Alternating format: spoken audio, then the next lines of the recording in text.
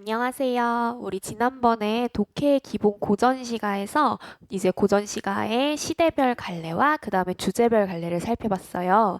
이번에는 그런 이론적인 것들에서 조금 벗어나 가지고 우리가 어떻게 하면 고전 시가를 읽을 수 있는지 그 좀 더 실용적인 방법에 대해서 학습해 보도록 하겠습니다.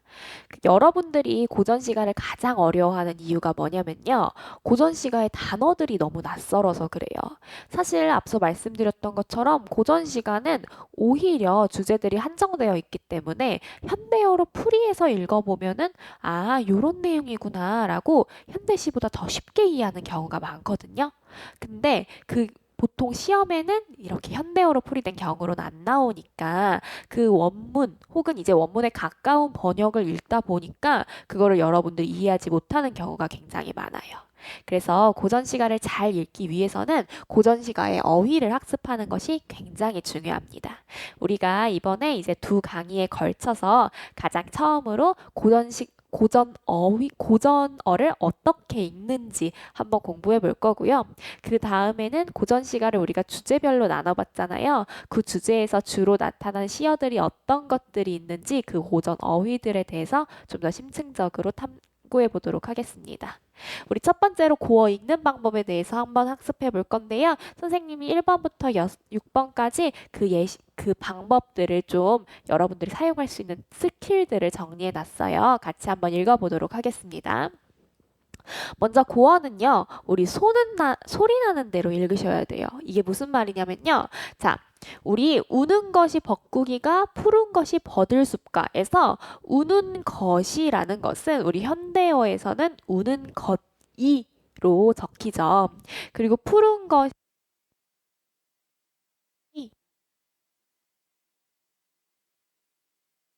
한자는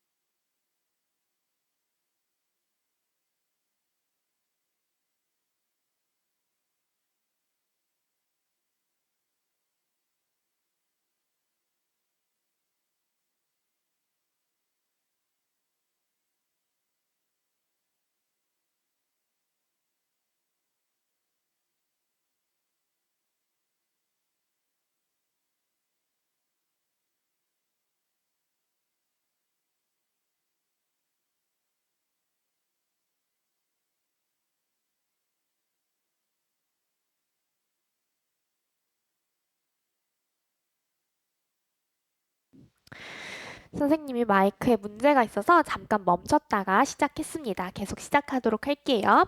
그 다음에 5번에서는 우리가 초성에서 어색하게 덧나는 히읗이 있어요. 이 히읗 같은 경우에는 빼고 읽으셔야 됩니다. 자, 예를 들어서 니 우희가 라고 적혀 있잖아요. 그러면 여기서 이 히읗은 슉 날려주세요. 그리고 니 우이, 니 위에 이렇게 읽어주시면 되겠습니다. 자, 그 다음에 6번인데 이것도 정말 많이 만나는 부분입니다. 그래서 이거 친구들이 잘 기억해 주셨으면 좋겠는데요. 초성에 두 모음이 함께 모여 있는 경우가 있어요. 이런 건 우리가 어두자음근이라고 중세국어에서 이야기를 합니다. 그래서 이런 걸 만나게 됐을 때는요. 우리가 뒷글자를 된소리로 읽어주시면 돼요. 예를 들어서 이렇게 시옷하고 디귿이 같이 있는 어두자음근을 만나게 되면은 쌍디귿 으로 읽어주시면 됩니다. 그러면 이건 뭐 어떻게 되겠어요? 맞아요. 때가 되는 겁니다. 자, 우리 그러면 여태까지 읽었던 걸, 여태까지 우리가 본 것들을 적용해서 보면은 진짜로 고전 어휘들을 읽을 수 있는지 한번 연습해 보도록 할게요. 자, 천만리 머나먼 길해. 자, 우리 일단 먼저 히읗 날려줘야 되죠? 그래서 날려주고요. 그 다음에 여기에서 우리 그 아래 아는요. 제일 처음에 있을 때는 뭐로 읽으라고요? 아로 읽으라고요. 그러면 애가 되겠네요. 아하, 뭐예요? 애가 될 거예요. 자, 그 다음에 고은님 여희옵고 여기 제일 처음에 있는 히읗 날려주시고요. 다시 읽어보면 여희옵고 여희옵다는 게 뭐예요? 친구를 여의다 이러면 친구가 이제 죽은 걸 얘기하는 거죠. 아니면 친구랑 이별하게 된 걸 이야기하는 거죠. 그래서 천만리 머나먼 길에서 고은님을 여의고요. 즉 돌아가시는 일을 만나게 되고요. 내 마음 둘 때, 자, 우리 아래아 몇 번째 글자 있어요? 첫 번째 글자 있어요. 아로 쓸 거예요? 으로 쓸 거예요? 아로 써야 되죠? 그래서 네. 우리 마음은 좀 전에 연습했어요. 첫 번째 글자니까 아로 쓰시고요. 두 번째 글자니까 으로 써서 마음이 되겠습니다. 여기 이것도 우리가 똑같이 연습했던 거네요. 내랑 똑같이. 그러면은 대가 되겠고요. 이거는 요렇게 쓰시면 되겠죠. 둘 데 없어 냇가에 앉았으니. 자, 우리 여기에서 조금 예외적인 경우인데요. 이제 여기에서 아래 아가 두 번째 글자에 쓰인 건 맞지만 이 경우에는 우리가 첫 번째 글자처럼 아로 읽어주셔야 돼요. 그래서 냇가의가 되겠습니다. 대부분의 경우에는 선생님이 말씀드렸었던 규칙이 적용이 되는데요.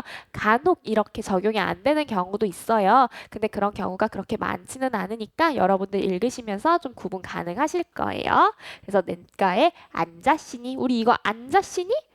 뭘까? 이거를 소리 나는 대로 한번 읽어보세요. 앉았으니. 스니. 아하, 이게 원래는 앉았으니 요렇게 해서 앉다라는 의미를 갖는구나. 요렇게 소리 나는 대로도 읽어보면 되시겠고요. 자, 저 물도, 자, 물 이거 이런 식으로 읽게 되면요. 을을 어떻게 읽어줘야 된다고요? 원순모마 적용해서 물로 읽어주셔야 되고요. 그래서 물도 똑같이 이것도 요렇게 아래 아는 첫 번째 글자에서 소리 나게 읽어주시면 되고요. 갓하여 여기서도 아래 글자 읽어주시면 되고요. 그리고 이 히읗 같은 경우에도 여기에서는 흐로 읽어주셔도 되고 그 으로 읽어주셔도 그렇게 크게 다르진 않은데요. 갓하여 즉 같아서 혹은 같아서 이런 식으로 읽어주시면 되겠습니다. 울어라는 건 뭐예요? 울어? 아니죠. 우리 소리 나는 대로 적은 거니까 울어가 되겠습니다. 그래서 정말로 우리가 약간의 예외들은 있었지만 요런 거나 요런 것들 해서 약간의 예외는 있었지만 정말 우리가 배웠던 것처럼 대부분의 경우 그 6가지 규칙을 적용을 하면은 다 읽을 수 있구나라는 걸 우리가 확인을 했습니다.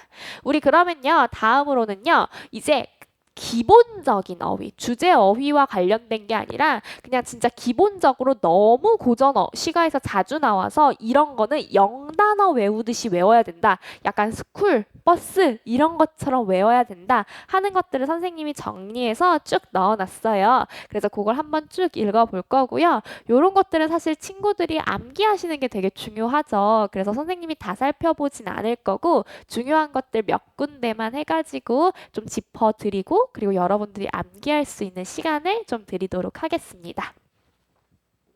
자, 우리 그러면요. 선생님이랑 같이 한번 보도록 할게요. 자, 고전 작품은 고전 어휘 그대로 나오니까 기본적인 어휘 암기는 당연히 필수적이고요. 영단어처럼 여러분들이 암기해서 시험도 보셔야 돼요. 자, 정말 중요한 것들이 있는데요. 첫 번째로는 바로 요거예요. 여다. 우리 조금 전에 여기에서도 봤어요. 이거 얘노다, 여다, 얘다 할 때 그거 사용된 거거든요. 근데 여다라는 게요. 가다. 살다라는 의미를 가집니다. 그래서 울면서 밤길을 간다. 혹은 그런 울면서 살아간다. 이런 의미를 가지게 되는 게 바로 여다입니다. 그래서 너무 중요하니까 꼭 기억해 주셔야 돼요. 그 다음에 또 자주 나오는 게요. 디다, 짓다, 지다, 듣다. 이 세 가지 형태 모두 다 자주 나오는데 바로 떨어지다라는 의미를 가진 친구가 있습니다. 예를 들어서 꽃잎이 디다 라고 하면은 꽃잎이 지다 라는 의미를 가지게 되는 거예요.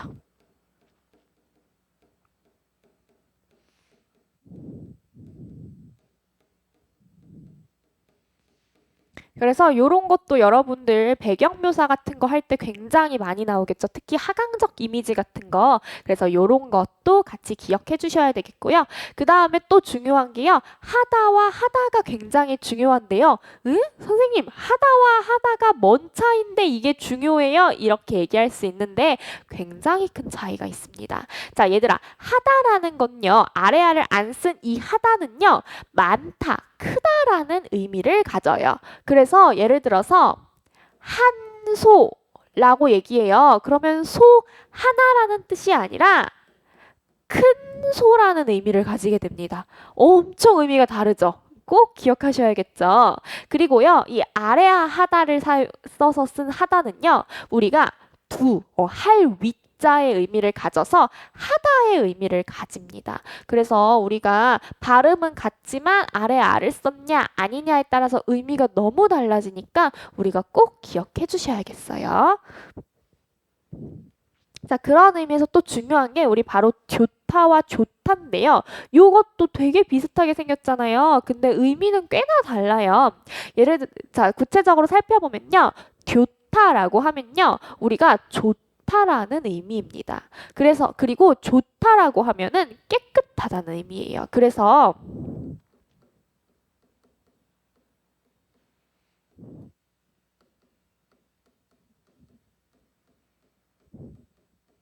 만약에 이런 문장이 있잖아요. 그러면 이거는 깨끗한 물이 좋다라는 의미로 둘이 비슷하게 생겼지만 다른 뜻이거든요. 그래서 우리 친구들이 요거를 연결해서 같이 기억을 해 두셔야겠어요. 다음으로는요, 우리 햄인데요. 해다와 햄은요, 우리 친구들이 많이 알고 있어요. 헤아리다 라고 할 때 그 의미라서 생각하다로 해석해 주시면 되겠습니다.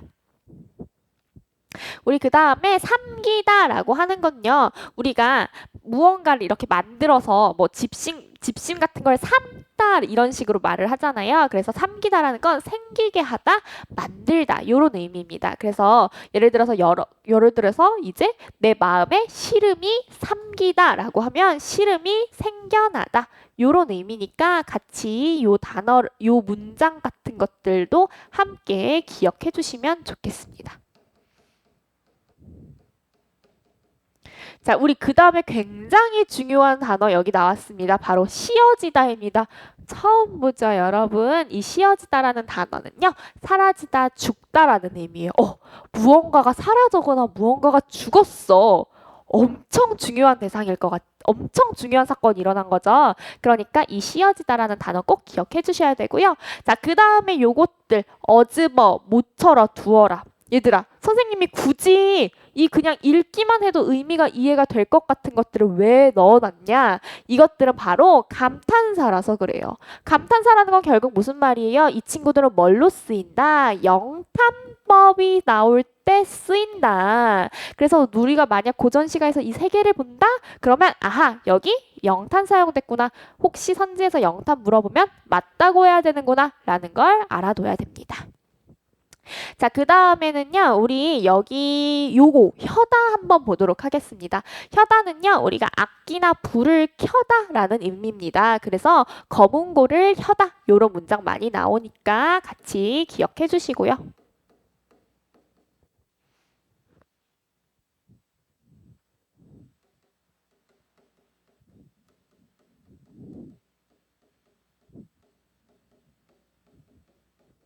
자, 그 다음에 우리가 니르다라고 하면은 말하다라는 의미인데 아마 요거는 이제 이르다라는 단어로 같이 쓰이게 그 형태로 쓰이는 경우도 많아서 여러분들이 이해하시는데 어렵지는 않을 것 같아요. 그 다음에 이제 옹인데요. 우리 옹이라는 단어도 잘 기억해 주시고 이거랑 선생님이 같이 기억해 주시길 바라는 건 바로 어옹이라는 단어입니다. 나중에 다시 얘기할 건데요. 어옹은 어부를 하는 이제 늙은 어부를 이야기하는 건데 여기서 말하는 그 옹은요, 얘들아, 좀 그러니까 뭔가 약간 좀 보기 흉하고 물론 늙은이신 분들이 그렇다는 뜻은 아니지만 막 되게 뭔가 부정적이고 나쁘고 이런 할아버지보다는요 보통 되게 자연에 통달한 것 같고 세속을 벗어난 것 같고 그런 우리가 생각하는 모든 긍정적인 어르신의 모습들을 다 합쳐놓은 게 바로 옹이라고 생각해 주시면 좋아요. 그래서 여기서 말하는 어옹이라는 것도 우리가 어부의 의미를 이제 단순히 어부가 아니라 이 세속에서 초월한 늘 어부를 이야기하는 게 바로 어옹입니다. 그래서 자연 친화적인 걸 이야기할 때 많이 얘기를 하고요. 그 다음에는요, 우리가 미다라는 단어가 있는데 이건 미워하다라는 단어니까 기억해 주시고요. 그리고 이제 괴다 또 사랑하다라는 의미를 가지고 있습니다. 그래서 이 두 개를 같이 기억해 주시면 대조적인 시어로서 이제 좀 살펴보기 좋을 것 같아요. 그래서 밀이라고 하면 뭐예요? 미워할 이라는 의미가 되는 거고요. 괸이라고 하면 우리가 사랑할 이가 되는 거죠. 자, 우리 친구들이 좀 꼭 기억해줘야 되는 현대어가 시어가 또 두 개가 있는데요. 바로 어리다와 어여쁘다예요. 이걸 왜 기억해둬야 되냐면 이게 현대어에서 쓰이는 의미랑 완전히 다른 의미를 가지고 있기 때문에 그래요. 어리다라는 건요. 우리가 생각했을 때 나이가 어린 걸 이야기하는 거잖아요. 근데 고전시어에서의 어리다라는 건요. 나이가 아니라 마음이 어린 거예요. 즉 어리석은 것들을 얘기하는 거죠. 그래서 어리다는 어리석다를 의미하고요. 어여쁘다라는 것은 우리가 지금은 예쁘다라는 의미잖아요. 어여쁘다는. 근데 그게 아니라 고전시어에서는 어여쁘다가 정말 마음을 어여쁘게 하는 거예요. 무슨 말이야? 마음이 어여쁘다는 건 그 사람을 보면 계속 정이 가, 눈이 가, 불쌍해서. 그래서 가엾다라는 의미를 가지게 됩니다. 기억해 주시고요. 자, 그 다음에는요. 우리 저하다는 두려워하다라는 의미를 가지고 있어요. 그래서 이런 것들은 보통 어떨 때 우리 사대부나 그런 사람들이 비판의 대상을 이야기할 때 많이 사용되는 시어겠죠. 그래서 이것도 중요한 대상을 지칭해 줄 수 있는 시어니까 기억해 주시고요. 자, 그 다음에 슬허하다 이런 것들, 얄크다 이런 것들 전부 다 뭐예요? 대상에 대한 화자의 정서를 드러내는 시어들이니까 꼭 기억해 주셔야겠습니다. 자, 그 다음에는요, 우리가 요거 두 개만 같이 이제 요거 세 개만 딱 체크하고 그 다음에 넘어가도록 하겠습니다. 우리 외다 할 때 왼손 할 때 외다가 이제 왼손 할 때 그 외자거든요. 자, 여러분, 우리가 오른손은요, 오른손을 다른 말로 뭐라고 부르냐면요, 바른손이라고 불러요. 그 말은 결국 옳은손이잖아요. 그쵸? 그 말은 결국 오른손의 반대는 잘못됐다는 뜻인 거죠. 의미상으로는. 우리 왼손잡이 친구들 미안해요. 그래서 이 왜다라는 거, 왼손잡이라는 것들은 옛날에는 잘못된 손이라고 생각을 했어요. 그래서 왜다가 그르다, 잘못되다라는 의미를 가지고 있고요. 우리 여름이라고 하면 보통 서머를 생각을 하는데 그때 사용하는 서머가 아니고요. 여기에서의 여름은 열매를 의미를 합니다. 그래서 기억해 주시고 그러면 진짜 서머의 여름은 어떻게 쓰냐면 우리 바로 여름이라고 써요. 그래서 이런 차이들을 여러분들이 확인을 해 두시면 되겠습니다. 자, 그 다음에 적은 덫은요. 어느덧 잠깐 사이에 라는 의미를 가지고 있어요. 그래서 보통 시상이 전환되거나 아니면 잠깐 시간의 그 차이를 보여줄 때 제시되는 시어니까 이것도 같이 알아두시면 여러분들이 이제 작품 이해할 때 쉽게 이해하실 수 있을 겁니다. 자, 그 다음에는요. 고전 종결 어미랑 조사도 선생님이 넣어놨는데요. 여기 있는 것들도 다 기억하셔야 되지만 선생님이 특히 중요한 것들을 몇 개 좀 꼽아둘게요.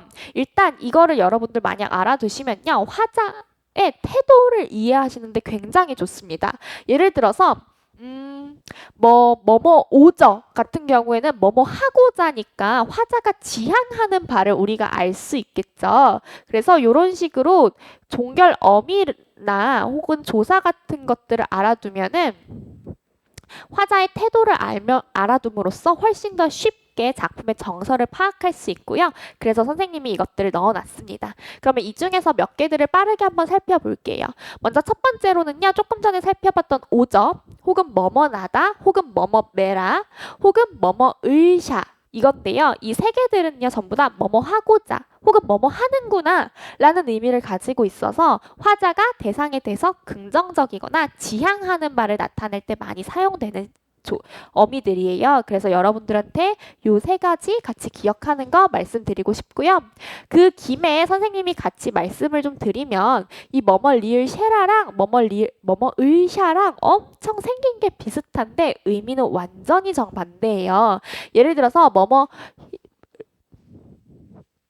리을쉐라는 뭐뭐 할까 두렵다라는 의미로서 화자가 싫어하는 거, 즉 부정적인 이미지를 나타낼 때 사용되는 거란 말이에요. 그래서 예를 들어서 점그룰쉐라 라고 하면은 이제 저물까 두렵다. 디디올쉐라 이러면 디딜까 두렵다. 이런 의미로 사용되는 거군요. 사용되고요. 그 다음에 뭐뭐 리을샤라고 했을 때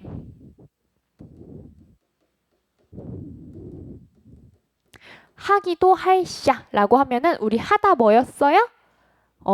하나 아니고요. 무언가를 하다 두의 의미 아니고요. 맞아요. 많다라는 의미였죠? 그래서 많기도 많구나. 라는 의미를 가지게 됩니다. 그래서 요거 구분해서 기억해 주시고요. 그 다음에요. 우리 여기에서 는다 하고 뭐뭐고 같이 한번 볼 건데요. 자, 는다 하고 뭐뭐고는요. 전부 다 의문형 어미예요. 그래서 이런 경우에는 우리가 굉장히 많이 어떤 것들이랑 같이 함께 사용되냐면 서리를 사용하고 있나요? 혹은 의문형 어미를 사용해서 문답을 주고받나요? 요런 선지들이랑 굉장히 많이 이어지게 됩니다. 그래서 여러분들이 뭐뭐 는다, 뭐뭐 고 이런 것들 전부 다 그 물음의 표현이라는 거 꼭 기억해 주시고요. 특히 뭐뭐 는다 같은 경우에요. 2인칭이랑 함께 사용되는 경우에는요. 굉장히 평서형처럼 생겼는데 의문형이거든요. 그래서 이런 거를 여러분들이 좀 유의해서 잘 봐두셔야 나중에 실수가 없이 문제풀이가 가능하겠습니다. 자, 우리 그러면요. 여기까지 해서 어떤 것들이 있는지 살펴봤으니 다음에 넘겨서 한번 연습을 해보도록 하겠습니다. 우리가 아래 고전 시가를 현대어로 풀이해서 한번 적어 볼 건데요. 선생님이 여태까지 배웠었던 시어들 사용해서 대부분 다 읽을 수 있는 작품들이거든요. 요것들 선생님이 잠깐 시간 드릴 테니까 한번 친구들이 풀어보는 걸로 하겠습니다.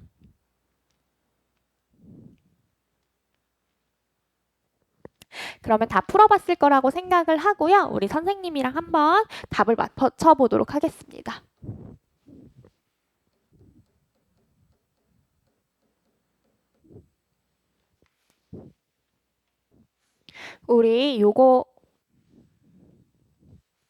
우리 친구들이 요거 답 한번 맞춰봤을 거라고 한번 풀어봤을 거라고 생각해 볼게요. 그 다음부터는 요 답을 맞춰볼 건데, 요 답은 선생님이 블로그 글에다가 같이 올려놓는 걸로 하겠습니다. 한번 그때 확인해 보시면서, 요런 것들이 이제 우리 확인할 수 있구나라고 보시면 될 것 같고요.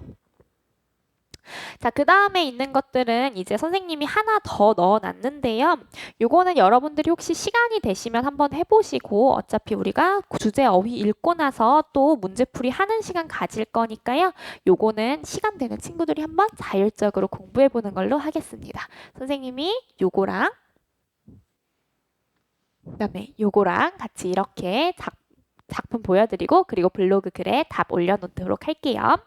자, 우리 오늘 다들 수고하셨고요. 그러면은 다음 시간에는 말씀드렸던 것처럼 주제 어휘에 대해서 학습하는 시간을 가지도록 할 겁니다. 주제 어휘는요, 우리 친구들한테 저번에도 말씀드렸던 것처럼 기본적으로 어떤 주제로 갈래로 나뉘는지를 알아두셔야 작품 공부가 가능하니까 그걸로 한번 꼭 보시고 오시고요.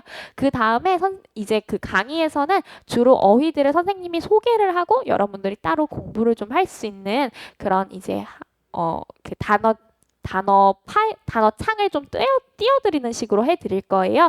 그래서 강의 시간이 길지는 않겠지만 여러분들이 따로 공부해야 하는 시간은 굉장히 많다라는 거 다시 한번 말씀드리도록 하겠습니다. 그럼 다음 강의에서 뵙겠습니다. 수고하셨습니다.